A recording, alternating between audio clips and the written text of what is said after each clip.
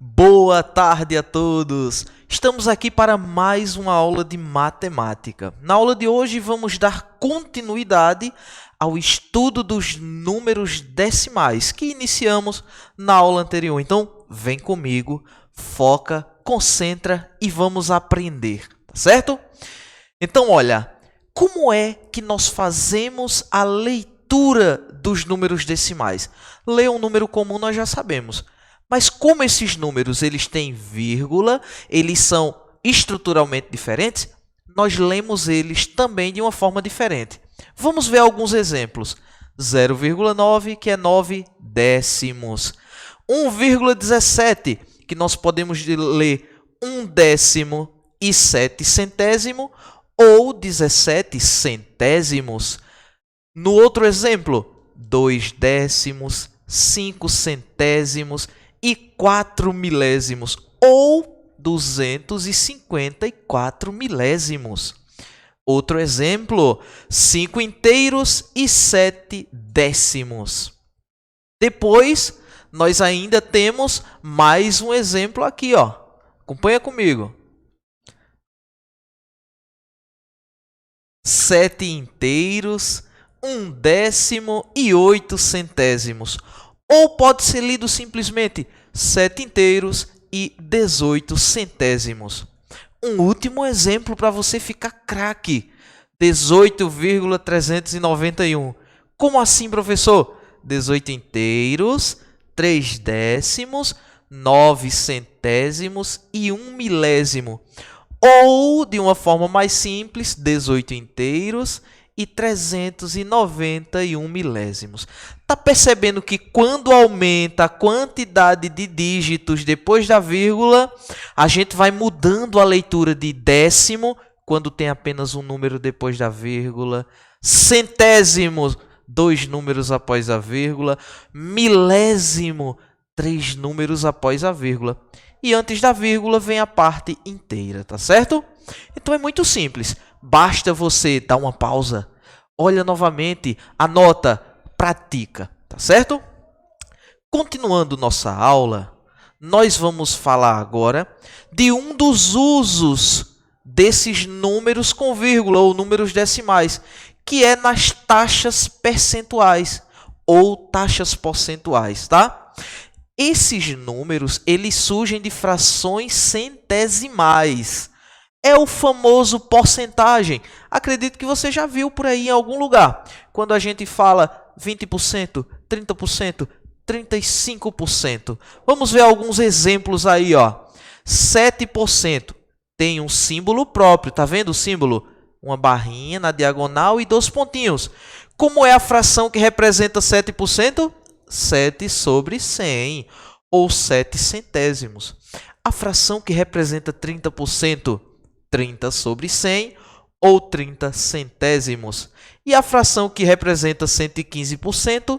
115 por 100, ou 115 centésimos. Se você está prestando bastante atenção, você está vendo que os números decimais surgem das frações decimais. E as frações decimais originam os números decimais, os números com vírgula. E nós podemos transformar de um para o outro e usar também em situações que envolvem porcentagem, tá certo? Ou percentagem. Outro ponto muito importante do estudo dos números decimais é comparar e ordenar esses números, assim como fizemos com a fração. É dizer quem é o maior e quem é o menor desses números. E para isso, nós temos que levar em consideração a estrutura desses números, tá, pessoal? Olhando para a parte que vem depois da vírgula, que é a parte decimal, e a parte que vem antes da vírgula. Então, me acompanha e vê só como a gente pode fazer isso, tá? Vamos pegar aí 3 exemplos. 2,25, ou 2,75 e o 3,25. Qual deles é o maior? Qual deles é o menor? Se quiséssemos colocar em ordem crescente, do menor para o maior, quem iria ser colocado primeiro? Antes disso, a gente tem que saber como fazer essa comparação. Então, se quisermos conhecer o maior desses números, basta olharmos para a parte inteira. Quem é a parte inteira? O que vem antes da vírgula. o que tiver a maior parte inteira vai ser o maior. Se você perceber, o 3,25 tem a maior parte inteira, que é 3. Então, ele é o maior, tá certo? Para descobrir quem é o maior entre 2,25 e 2,75, basta a gente olhar para o que vem depois da vírgula. Veja que logo após a vírgula vem um 2. Não dá no número 2,25. No 2,75 vem um 7.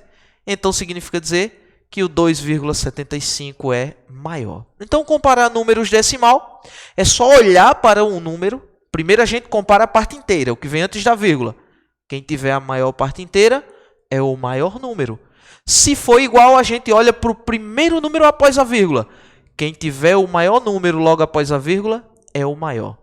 E se eles forem iguais, a gente vai comparando número por número, tá? Se todos os números forem iguais, eles são dois números iguais, tá certo? Portanto, nós podemos dizer que o 3,25 é maior que o 2,75, que é maior que o 2,25, tá certo? Então, olha, não perde a concentração, continua aqui comigo, olha, concentrado, atento, tá? Porque veja aqui uma outra situação. Acredito que você entendeu, nosso coleguinha aqui entendeu, que legal, entendi. Então, basta analisar cada caso, isso. Por exemplo, ao comparar os números 3,501 e 3,51. Vejo que possuem unidades iguais a 3, décimos iguais a 5. Porém, no primeiro, a casa dos centésimos é 0 e no segundo é 1. Logo, o primeiro número ele é menor que o segundo. Então, vê como é simples. Segue aí a dica do nosso colega, tá certo? Então, ó, é simples demais. Continuando, olha aqui. Adriano escreveu em seu caderno os seguintes números. Tá aí na tua telinha. Agora ele pede para você fazer duas coisas. Primeiro, organizar eles de acordo com a quantidade de casas decimais.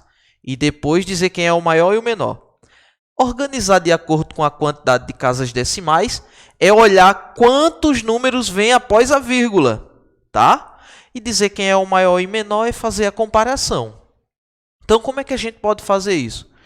Os inteiros são o 56 e o 123. Na casa dos décimos, nós temos aí o 1,2 e o 25,7. Na casa dos centésimos, temos o 0,17, 2,05, 45,11 e o 53,45.